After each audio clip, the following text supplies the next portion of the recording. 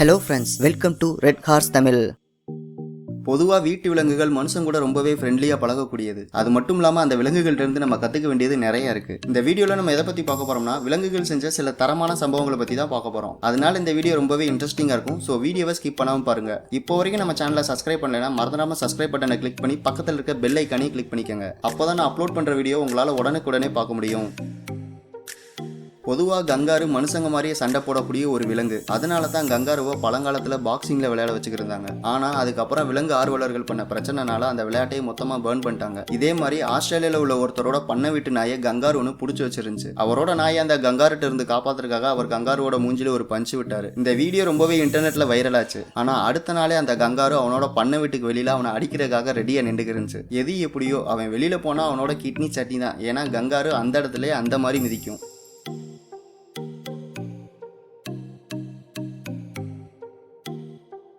பொதுவாக தாய் தன்னோட குழந்தைய ஆபத்துலேருந்து பாதுகாக்கிறதுக்கு ரொம்பவே ஆக்ரோஷமாக மாறுவாங்க. இது மாடுகளுக்கும் பொருந்தும். இப்படி தான் பண்ணையிலேருந்து ஒரு கண்ணுக்குட்டியை ஒரு திருடன் திருடிட்டு போகலான்னு ட்ரை பண்ணுறான். ஆனால் அந்த தாய் பசுமாடு அந்த திருடனை முட்டியே அவனுக்கு ஒரு நல்ல பாடம் கற்றுக் கொடுத்துருச்சு. இனிமையாச்சும் அந்த திருடன் தன்னோட திருட்டு தொழிலை கைவிட்டுட்டானா இது மாதிரி முட்டு வாங்காமல் இருக்கலாம்.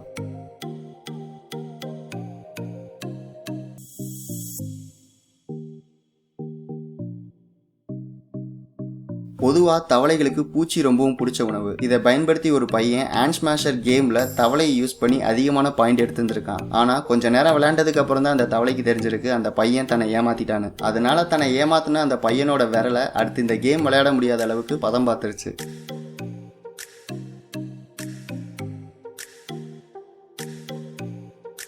பொதுவாக வெயிலுக்கு கீழேயே ரொம்ப நேரம் இருக்கிறத வேற யாருமே விரும்ப மாட்டாங்க. இது ஒட்டகத்துக்கும் பொருந்தும். இங்கே ஒரு ஒட்டகத்தோட ஓனர் அந்த ஒட்டகத்தை நல்லா வெயிலில் வேலை வாங்கினது மட்டும் இல்லாமல் அந்த ஒட்டகத்தை மரத்தில் கட்டி போடும்போது அதை ரெஸ்ட் எடுக்கிற மாதிரி கட்டி போடாமல் அந்த மரத்தோட ஒட்டி வச்சு கட்டி போட்டனால அந்த ஒட்டகம் ரொம்பவே கோவமாக இருந்திருக்கு.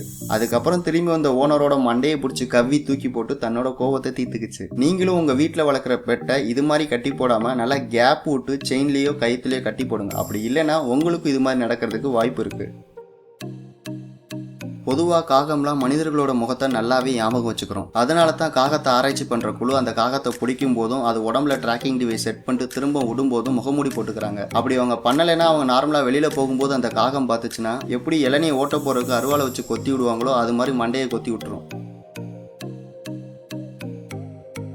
பொதுவாக மாடு வளர்க்குறவங்க எல்லாமே பசுமாடு ரொம்பவே சாந்தமானதுன்னு தான் சொல்லுவாங்க. ஆனால் இந்த அக்கா மட்டும் அப்படி சொல்ல மாட்டாங்க. ஏன்னா வாங்கின உத அப்படி. என்னதான் சாந்தமான விலங்கா இருந்தாலும் அதை தூங்கும் போது டிஸ்டர்ப் பண்ணால் கடுப்பு வரத்தான் செய்யும். இனிமே அந்த மாடு தூங்கும் போது அந்த அக்கா பக்கத்தில் கூட எட்டி பார்க்க மாட்டாங்க நம்பலாம்.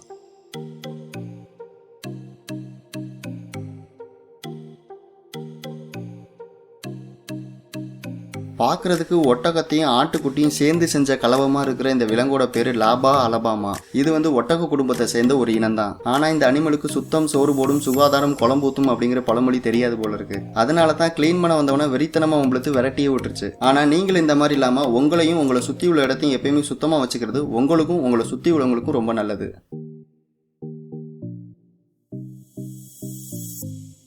நம்ம இயற்கையிட்ட இருந்து நிறைய கனிம வளங்களை திருடி இருக்கோம். அது ஏன்னா இயற்கையினால நம்ம மேல போய் போலீஸ் கம்ப்ளைண்ட்லாம் கொடுக்க முடியாதுன்னு தான். அது மாதிரி தான் குரங்கு நம்மகிட்ட உள்ள பொருட்கள் எல்லாம் திருடும் போது நம்மளாலையும் குரங்கு மேல போய் போலீஸ் கம்ப்ளைண்ட்லாம் கொடுக்க முடியாது. இப்படிதான் இந்தோனேஷியால இருக்கிற பாலி ஸ்டேட்ல உள்ள எல்லா குரங்குமே அங்க வர டூரிஸ்டோட ஏதாச்சும் ஒரு பொருளை பிடிங்கிட்டு அதுக்கு பதிலாக அவங்க சாப்பாடு கொடுத்தா மட்டும்தான் அந்த பொருளை ரிட்டர்ன் கொடுக்குமா. இப்படி அந்த குரங்கு திருடனா மாறதுக்கு முன்னாடி அதுக்கு தேவையான உணவை கொடுத்துட்டோம்னா அது ரொம்பவே சமத்து பயனா தான் இருக்குமா.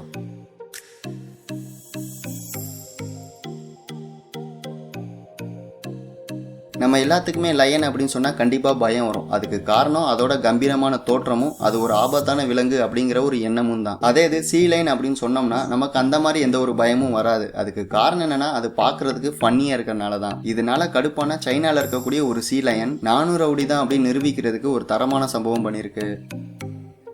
இனிமே அந்த சப்பமுக்கு அப்பா பொண்ணுகிட்ட போய் சீ லைன் எப்படிப்பட்ட ஒரு அனிமல் அப்படின்னு கேட்டால் அது கண்டிப்பாக ஒரு ஃபன்னியான அனிமல்னு சொல்லவே மாட்டாங்க. ஏன்னா தலைவன் பண்ண சம்பவம் அப்படி. ஓகே ஃப்ரெண்ட்ஸ், இந்த வீடியோ உங்களுக்கு ரொம்பவே அமேசிங்காக இருந்திருக்கும் நான் நினைக்கிறேன். இந்த வீடியோ பிடிச்சிருந்துச்சுன்னா மறந்துடாமல் லைக் பட்டனை கிளிக் பண்ணுங்க. இது மாதிரி அமேசிங்கான வீடியோஸ் நான் அப்லோட் பண்ணணும்னு உங்களுக்கு வரணும்னா நம்ம சேனலை சப்ஸ்கிரைப் பண்ணி பக்கத்தில் இருக்க பெல் ஐக்கனையும் கிளிக் பண்ணிக்கோங்க. இந்த வீடியோ பார்த்ததுக்கு நன்றி.